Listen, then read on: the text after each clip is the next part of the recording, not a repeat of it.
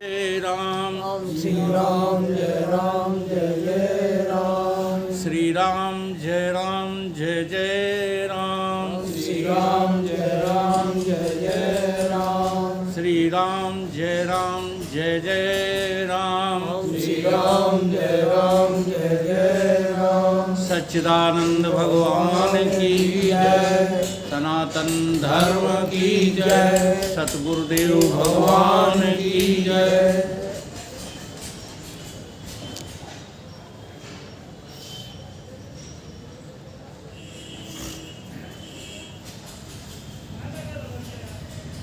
मेरे पास तन है, तन के ऊपर मन है, मन के ऊपर हम स्वयं हैं। अब जरा देखिएगा,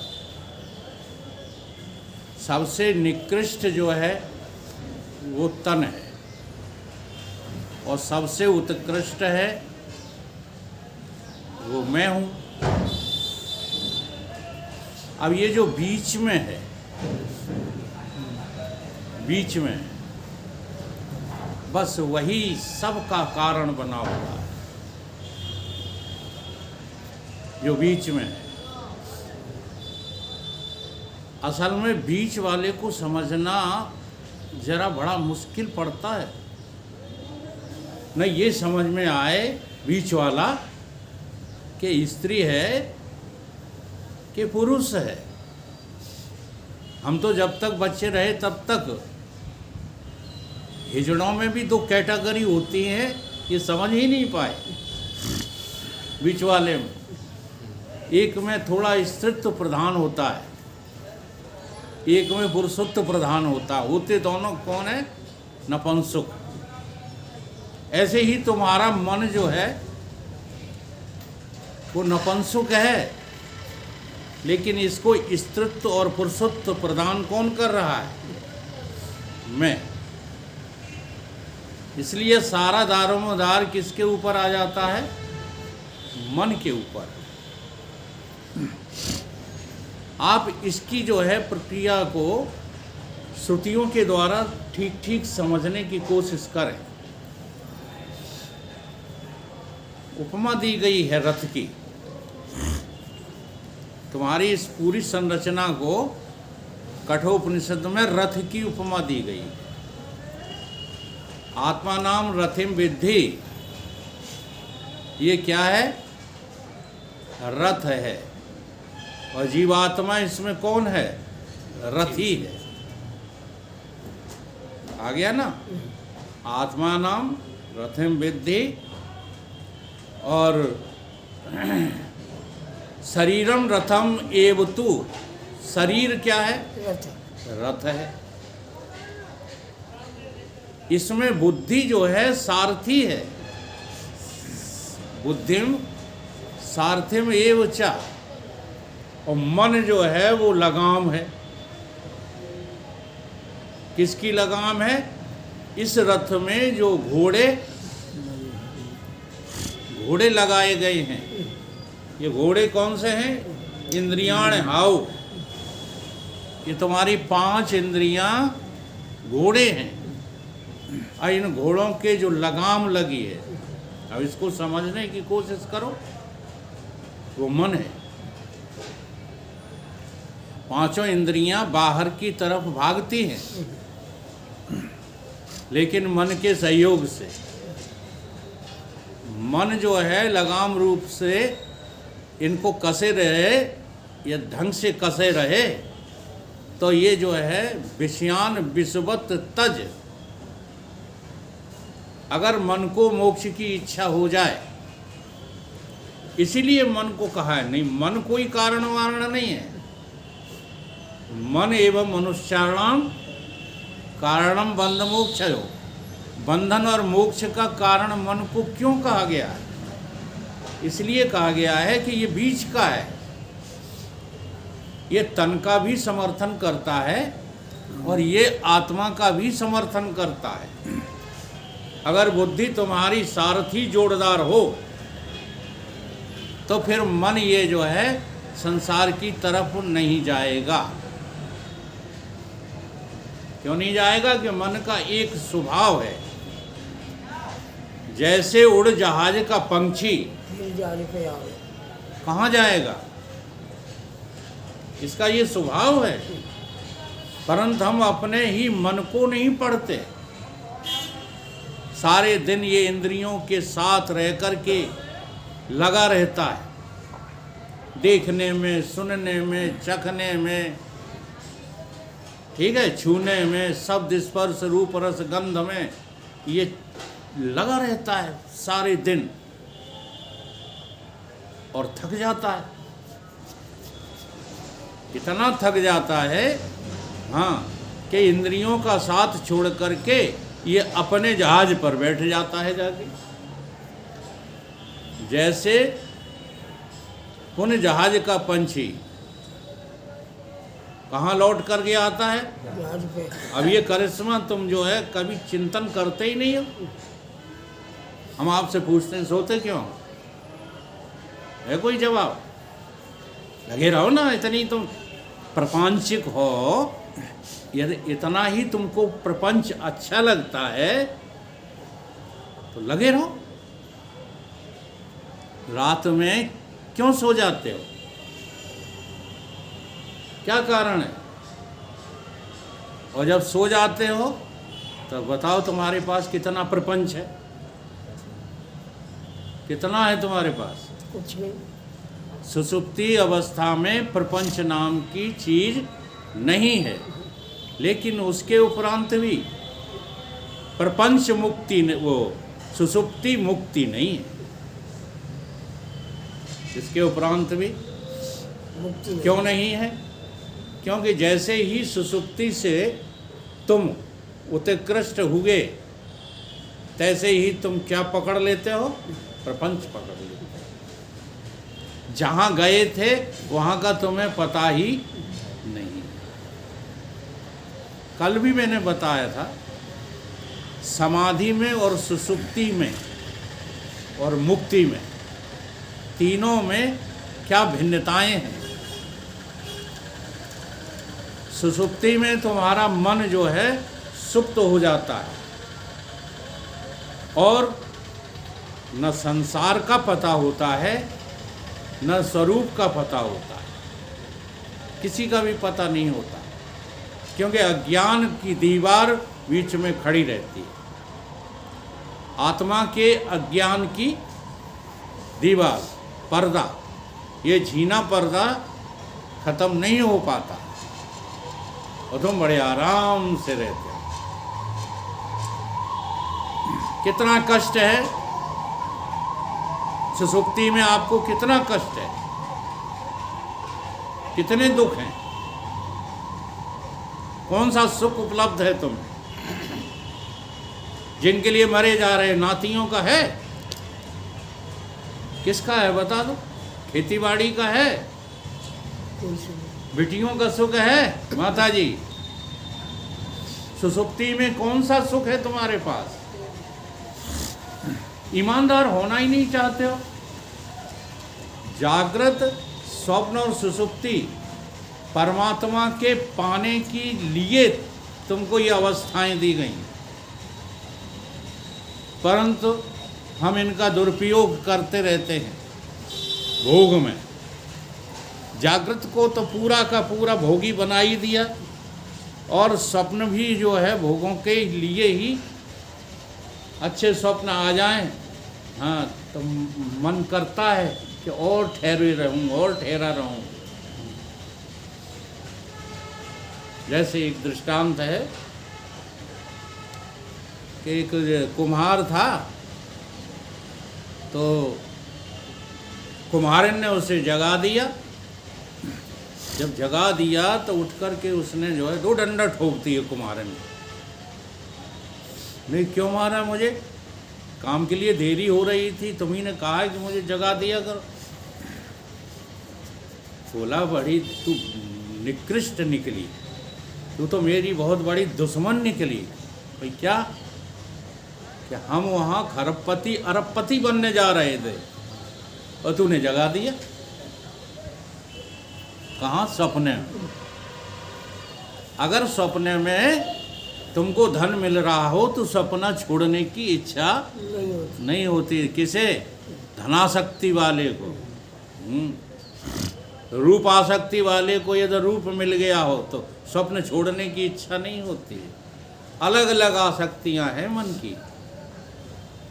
होता है कहीं? तो मैं पूछ रहा हूं कि सुसुप्ति में मन को कौन से सुख मिल रहे थे? धन का सुख मिल रहा था, कुटुंब का सुख मिल रहा था, वैभव का सुख मिल रहा था, किसका सुख मिल रहा था? बोलो। अब ये भी जवाब नहीं आता आपको। अपना ही सुख है। जब और किसी का सुख नहीं मिलता तो जो है आपको परमात्मिक सुख मिल रहा था। जी हाँ, नींद में आप अपने आपा में समा गए थे। यही तो है अपना आपा, जहाँ जो है सारे सुखों का और दुखों का अंत हो जाता है और उस आनंद में पहुंच जाते हैं जो अनंत है, अंतहीन आनंद है नींद। लेकिन नींद का सबसे बड़ी हानि क्या है? सुसुप्ति की सबसे बड़ी जो है विरोधाभास क्या है कि वो तुम्हें कभी भी परमात्मा का बोध नहीं होने देती। ये सबसे बड़ी हानि है। इसी आनंद की तुलना करो परमानंद से। मौत भी क्या है? अब देखो, जैसी नींद तैसी मौत। फर्क ये तय है नींद का और मौत का कि नींद में उस आनंद का त्याग करके आप कहाँ आ जाते हो?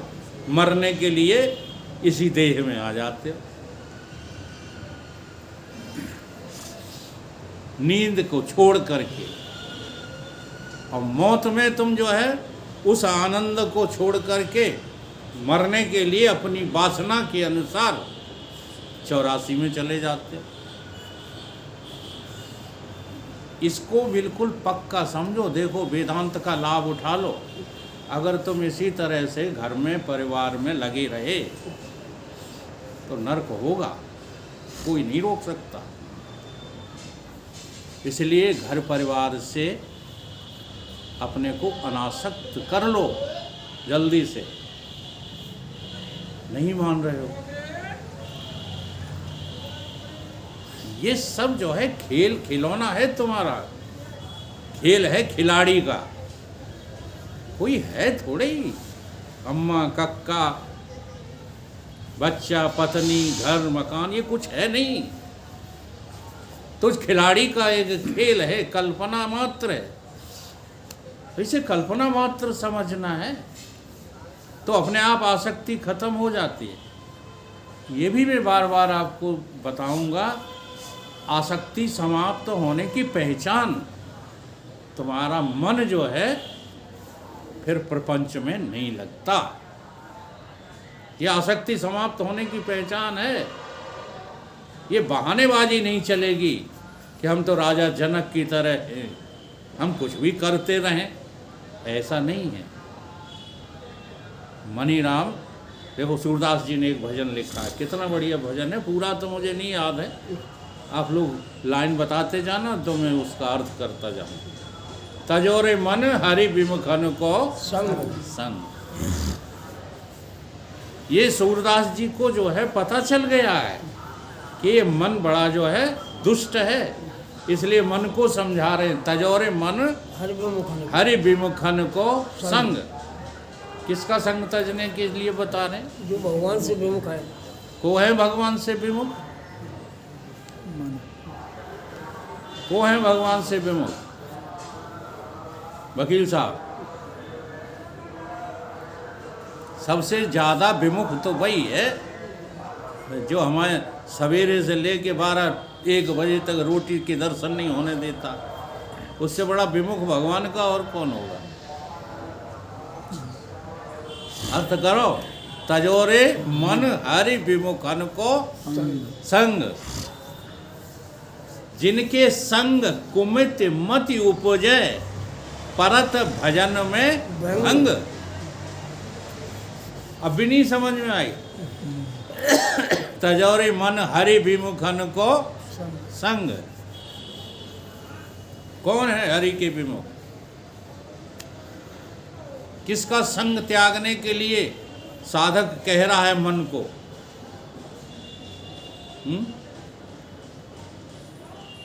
किसका संग त्यागना है? देखो, जिसका मुख प्रपंचोन्मुख हो, ऐसे तुम किस किस का संग त्यागोगे? सब प्रपंच के ही लोग तो हैं। तो ये आपके विषय की अपनी स्थिति बताई जा रही है या दुनिया की? अपनी।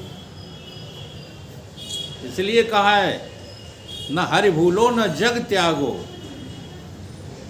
रहो यूं जिंदगानी में,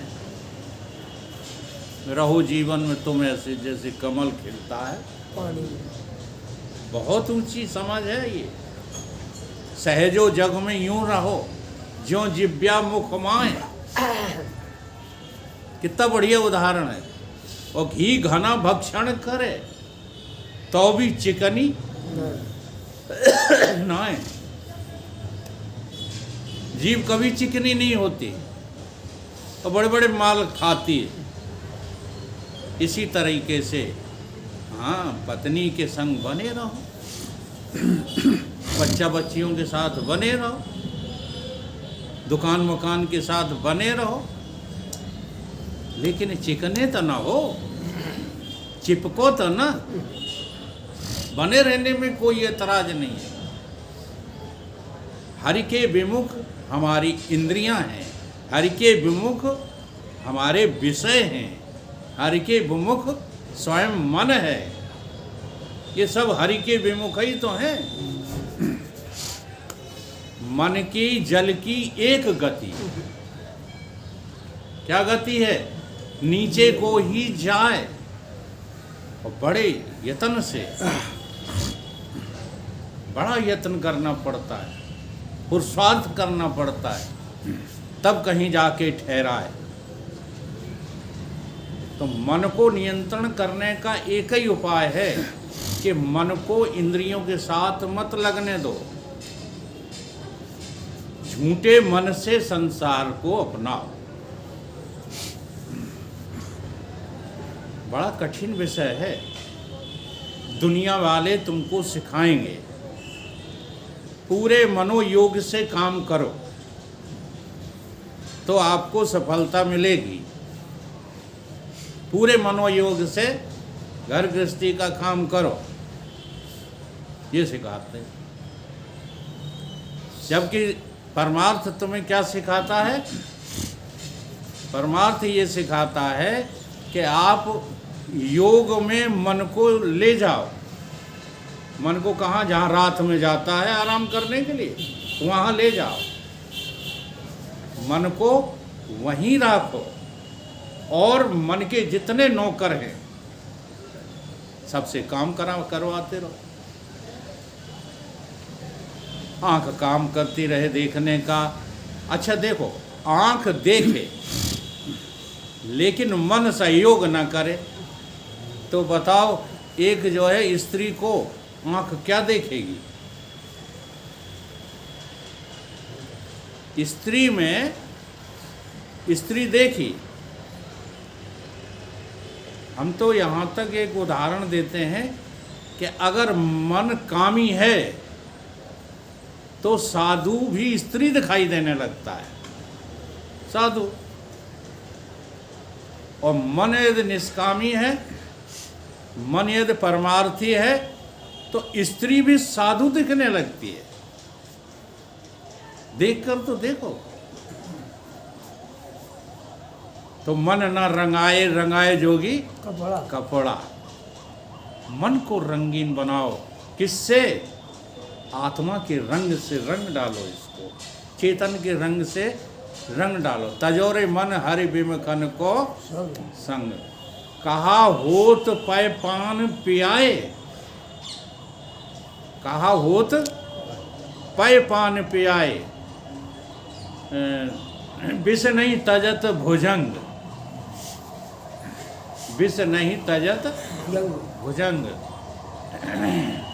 और कागह कहा कपूर चुगाए, और स्वान नहावे गंग, तजोरे मन हरि विमुखन को। अच्छा, अब ये उदाहरण क्यों लिए, ये उदाहरण क्यों लिए? कहा होए पय पान पियाए, विष नहीं तजत भुजंग। काला सर्प जो है वो अपना विष नहीं त्याग सकता, चाहे जितने दूध में, फन को दूध में डाले रहो, वो अपना विष त्याग नहीं सकता है। तो ये काला सांप क्या है? काला सांप क्या है? नहीं समझ में आ रही बात? अरे जहाँ विष ही विष है, जय तो हरविमुख, जय तो जय तो का भाई समझो तो त्याग पाओगे। तजोरे मन हरे विमुखन को। अब हरि के विमुख तुम्हें समझ में आ नहीं रहे। ये का है सांप? विष समान जग के विषयों को, यानी जगत में तुम्हारी दिलचस्पी। सब लोग शरीर से वृद्ध हो, इसलिए हमें इसे गुस्सा नहीं समझा करो। जी हाँ, 60 के बाद तुम घर के काम कर रहे हो, तुमसे बड़ा कुत्ता कोई है नहीं। सारे घर द्वार के काम त्याग दो। काहे के मेहमान, तुम किसके मेहमान? क्या तुम्हारी जिम्मेदारी? कुछ नहीं। जगत के प्रति जो ईमानदारी थी वो तो निभा चुके ना। हम तो बेईमान निकले जगत के प्रति। तुम सब लोग तो ईमानदार हो, सबने बच्चे पाले, पैसा कमाया, खूब उनकी खुशामद की। अब क्यों लगे पड़े हो? अब बताओ, अब क्यों लगे पड़े हो? हम तो इसमें बेईमान निकले, हम जगत के प्रति बेईमान निकले, तब भी गुरुदेव की कृपा हो गई। तुम लोग तो जगत के प्रति ईमानदार निकले, लेकिन गुरु की कृपा रियलाइज नहीं कर पा रहे हो। कितना अनर्थ हो रहा है। इसलिए ये बात समझ में आती है कि जगत के लिए कितना भी करना, तुम्हें उसका कोई लाभ मिलने वाला, ये मेरी समझ में आ रही बात। क्योंकि मेरे जैसा आदमी, मैंने जगत के लिए टाक नहीं टारा। जैसे हमारे बच्चे यदि हमको गालियां देते हैं तो सही देते हैं। हाँ, जो उम्र उनको पालन पोषण की लगाने में थी, तो हम गप्पों में लगे रहे। संसार जैसे इसको गप्पा ही तो कहता है। अच्छा, गप नहीं कहता है तो 4, 6, 10 लोग ही क्यों बैठे हो? गप ही कहता है इसे। तो हम इसमें लगे रहे, थोड़े थोड़े भोगों में लगे रहे। तो हमें तो स्वीकार है ना, हम अस्वीकार नहीं करते। नहीं, देरी तो क्यों होती? अगर भोगासक्ति न होती तो देरी ही न होती। भोगासक्ति त्यागने में बड़ा समय लगा, और वही हम आप लोगों से निवेदन कर रहे हैं, और कोई थोड़ी गाली दे रहे हैं। क्या रखा है इस लगे रहने में? रणवीर सिंह की तरह सब धरा रह जाएगा। तो ये कौन है सांप? हाँ, विष समान जग के विषयों को जो तूने अपनाया है, और ढूंढ रहा आनंद सिंधु, पर सुख का बिंदु न पाया है। शब्द स्पर्श रूप और रसगंधी, हाँ यही तो है हरि विमुख। शब्द स्पर्श रूप और रसगंधी, यही जगत की माया है। घर परिवार कुटुंब, परिवार की ममता में, हाँ फूला नहीं समाया है। अब तो चेत, मन को समझाया करो, मन को ही समझा रहे हैं, तुम्हें नहीं समझा रहे, उदय सिंह को नहीं समझा रहे, जगदीश को नहीं, वीरेंद्र को नहीं, मन को समझा रहे हैं। अब तो चेत अचेत अभागे, मत कर टालम टोल, पुजारी अब तो आंखें खोल। किसकी पूजा करते हो? और भी है ये सूर का पद, मुझे याद नहीं है। खर को कहा अर्गजा लेपन, मरकट भूषण अंग, और गज को कहा नहाय सरिता, पुन धूलई धूसत अंग, तजोरे मन हरि विमुखन को। ये क्या है गज? ये क्या है गधा? अगर घर परिवार के लिए तुम अभी भी लगे हो तो गधा, जो लदा है सो गधा है। जो लदा है वो कौन है? गधा। क्या महसूस करते हो? अपने को लदा महसूस करते हो तो गधा। ये काम पड़े हैं, वो काम पड़े हैं, तुम तो रोज सत्संग भी लगाए रहते हो, तो कौन हो? गधा। और गज किसको कहा है? बंदर किसको कहा? बंदर किसको कहा है? थोड़ी देर इस डाल पर बैठा, थोड़ी देर उस डाल पर बैठा, हैं? मन को जैसे तैसे 1 घंटा काट लिया सत्संग, जो सत्संग छूटा तो भजे। कहाँ के लिए भागते हो? अब इन बंदरों को तुम सजाओ, काहे से? दया से, धर्म से, परमार्थ से, सत्संग से, तो ये नहीं सज नहीं रहे। ये उदाहरण इसलिए दिए गए, ये कोई जानवरों के उदाहरण गा गा के जानवरों के बारे में नहीं बता रहे हैं। तुम्हारी अपनी दुर्दशा है ये, तुम ही गज हो। गज का क्या होता है? स्नान करने गया, धूल डाल ली। तुम सत्संग सुनने गए और फिर संसार की धूल लपेट ली। हो गज की नहीं?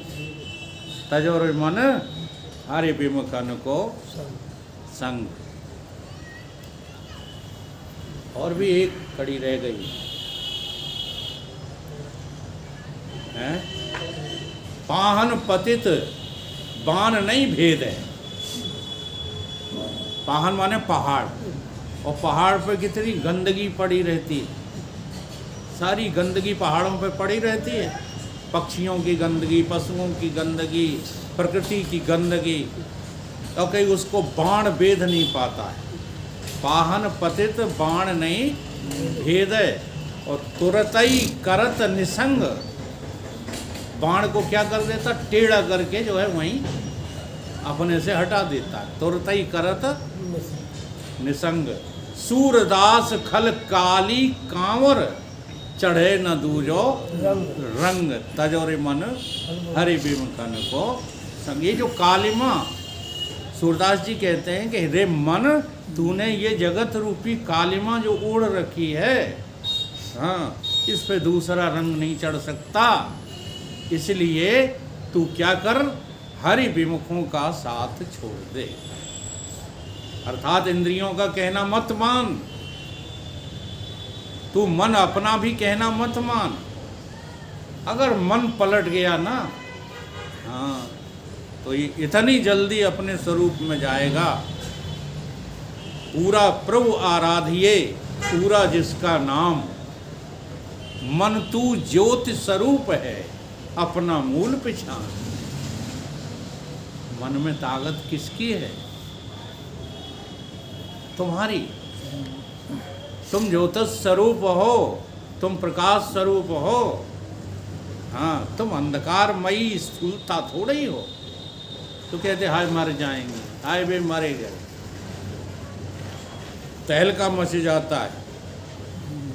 चाहे जितनी किताबें तुमने चबा चबा के जो है रोंथ कर कर के तो अपने अंदर रख ली हो, किसी की मृत्यु देखकर हिल जाते हो।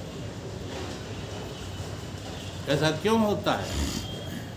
इसलिए होता है कि आप अपनी स्थूलता वाली मैं को मन से हटा नहीं पा रहे। तयोरे मन हरि विमुखन तो संग, इसका संग तुम जो है त्याग दो। इसको जो है तमाशा दिखाने के लिए बहुत आकर्षण हैं, वो सब झूठे हैं, सब मिथ्या हैं। मिथ्यात्व निश्चय करने का नाम ही है मन को परमात्मा में लगाएं। हम मिथ्यात्व निश्चय नहीं कर रहे, इसलिए मन कहाँ लगा रहता है? घर की कामकाजों में लगा रहता है। ये कामकाज होते हैं और एक रामकाज होते हैं। बताओ किसमें मन लगा है? कामकाज में लगा है कि रामकाज में लगा है? कामकाज में। बस थोड़ा सा मन को रामकाज में, ये साधना क्रम है, ये सिद्धि नहीं है।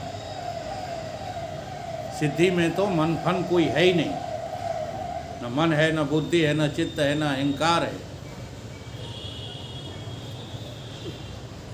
सिद्ध पुरुष के लिए ये कुछ नहीं, क्योंकि आत्मा के विस्मरण का परिणाम है क्या? यही अंतःकरण, और अंतःकरण के विस्मरण का परिणाम है ये स्थूल जगत। आप अपने जीवत्व को भूल जाते हो तो देह बन जाते हो। रिश्तेदार, जो दार रिश्ती रहे, रिश्ते नहीं समझ में आई? जो रिस के बह जाए, ये बड़े शब्द गहरे हैं। ते हैं रिश्तेदार, माता पिता, भाई बहन, पुत्र पुत्रियां, नाती नातिन, सबको हैं रिश्ते। ये रिश्ते हैं, ये रिस के जो है सब खत्म हो जाएंगे। तेरे पास कोई आने वाला नहीं।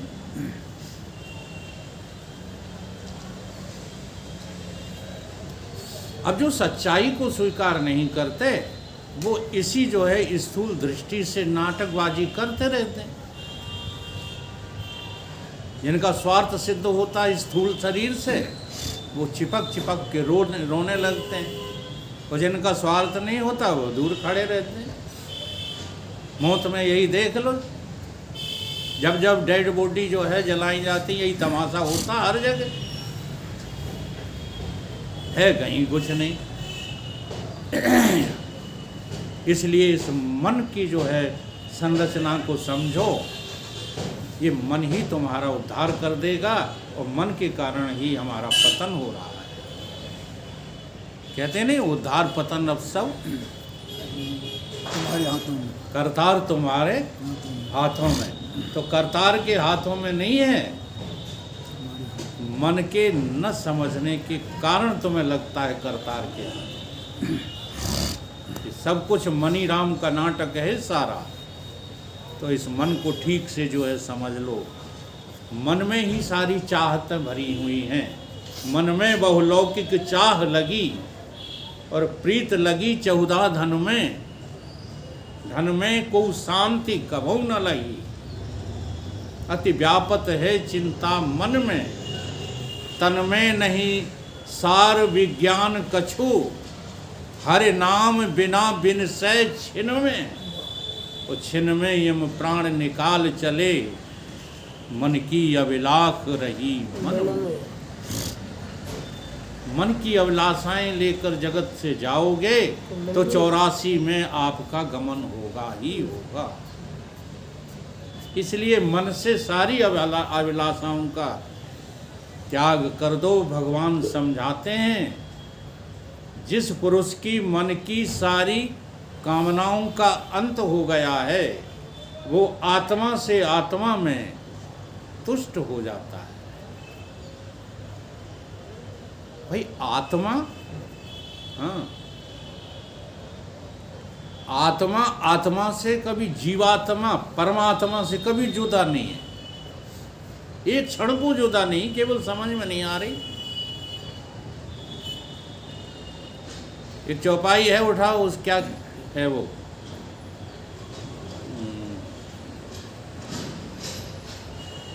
प्रभा भानु विहाई क्या है?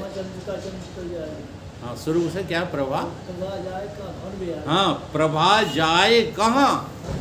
भानु विहाई। सूरज की किरण सूरज को छोड़कर कहाँ जाए, और कहाँ चंद्र का चंद्र तज जाए, और चंद्रमा की चांदनी चांद को छोड़ करके कहाँ जाए, है कहीं जगह। इसीलिए तुम जीवात्मा को कहीं जगह है भड़बड़ाते घोबराओ। तुझ जीवात्मा की जगह केवल परमात्मा ही है और कोई जगह नहीं है। इसलिए जो है तजोरे मन हरि विमखन को मन की तरंग मार ले बस हो गया भजन। मन की तरंग मार ले बस हो गया भजन। आदत बुरी संभार ले बस हो गया भजन। आदत बुरी संभार ले बस हो गया भजन। मन की तरंग मार ले बस हो गया भजन। मन की तरंग मार ले बस हो गया भजन। नैनों में दोष तेरे तू बाहर निहारता। नैनों में दोष तेरे तू बाहर निहारता। अब दो नैन हैं तुम्हारे पास, एक ज्ञान का नैन है, एक जो है वैराग का नैन है। अब इन दोनों में तुमने दोष पैदा कर लिए हैं। तो ज्ञान अर्जित करता है बाहर का, ये दोष है, ठीक। और राग भी रखता है किससे? जगत से। ये दो दोष दूर कर लो बस। नैनों में दोष तेरे तू बाहर निहारता। नैनों में दोष तेरे तू बाहर निहारता।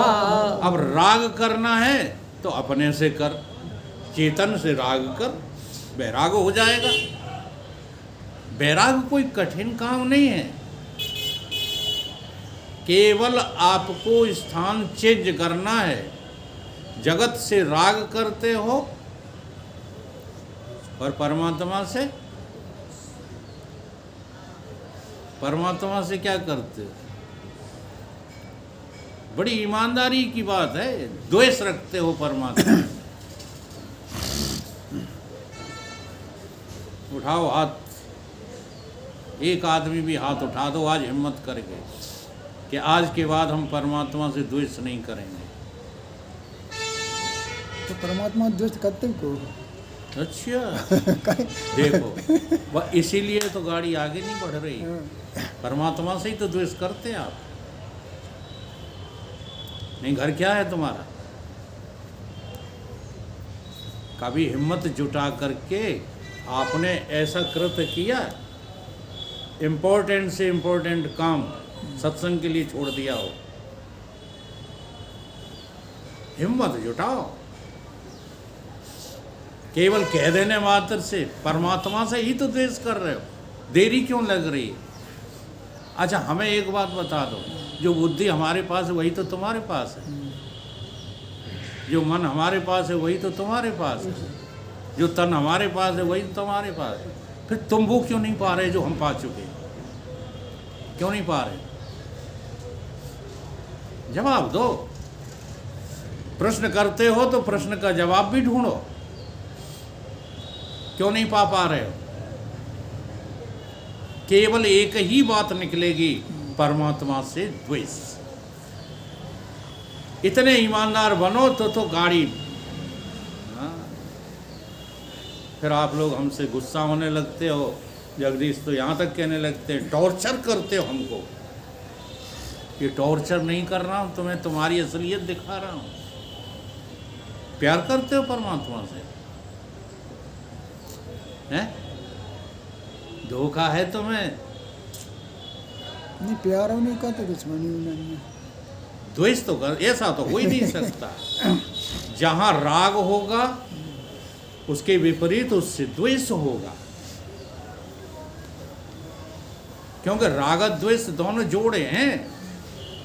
अगर जगत से राग है तो परमात्मा से पूरा द्वेष है। और जग परमात्मा से यदि तुम्हें राग है तो जगत से पूरा द्वेष है। क्या तुम्हें ऐसा लग, हमें कोई ऐतराज नहीं है, कोई लड़का नहीं है हमारा, कोई लड़की नहीं है, द्वेष है, इतना तगड़ा द्वेष है, मरें चाहे सरें चाहे गलें। अब वो तब होगा जब तुम्हें अपने शरीर से द्वेष होगा। जी हाँ, जब तुम्हें अपने अहंकार से द्वेष होगा तब ये हो पाएगा। अगर शरीर से और मन से अहंकार से राग रखे रहोगे तो सारा संसार तुमको जो है अपना लगेगा। ठीक है, गहराई से लो इन बातों को, अपने को ज्ञानी मान के भक्त मान के मत बैठो, नहीं तो सब कबाड़ा हो जाएगा। नैनों में दोष तेरे तू बाहर निहारता, नैनों में दोष तेरे तू बाहर निहारता, समता का सुर मसार ले बस हो गया भजन, समता सुरमा सारे बस हो गया भजन, आदत बुरी संभार ले बस हो गया भजन, आदत बुरी संभार ले बस हो गया भजन, मन की तरंग मार ले बस हो गया भजन, मन की तरंग मार ले बस हो गया भजन, आदत बुरी संभार ले बस हो गया भजन, आदत बुरी संभार ले बस हो गया भजन, आया कहाँ से कौन है तू जाएगा कहाँ, आया कहाँ से कौन है तू जाएगा कहाँ, बस इतना ही विचार ले कि हो गया भजन, बस इतना ही विचार ले बस हो गया भजन, मन की तरंग मार ले बस हो गया भजन, मन की तरंग मार ले बस हो गया भजन, आदत बुरी संभार ले बस हो गया भजन, आदत बुरी संभार ले बस हो गया भजन, तुझको भला बुरा कहे तू स्नेह कर क्षमा, तुझको भला बुरा कहे तुझसे कर क्षमा, अब देखो इसमें क्या होगा, जब तुम नाता तोड़ दोगे ना शरीर से और शरीर के रिश्तेदारों से, तो फिर भी तुम्हें कितना भी भला कहें चाहे बुरा कहें तुम्हारे ऊपर कोई असर, बुरा कहें तब भी असर नहीं पड़ेगा। इसलिए भक्तों को और ज्ञानियों को रोज जगत की गालियां खाना पड़ते हैं।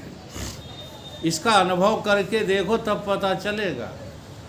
अच्छे लड़के मिल गए हैं, अच्छा घर मिल गया है, अच्छे नाती नातिन मिल गए हैं, उन्हीं के मोह में चिपके बैठे हो। जब ये गरियाते हैं ना, लाते मारते हैं, तब होश आता है, तब तुम्हें पता चलता है कि अरे ये तो हमारी ही गलती थी जो हमने अपना जीवन बर्बाद कर लिया। तब तक पता नहीं लगता भाई साहब।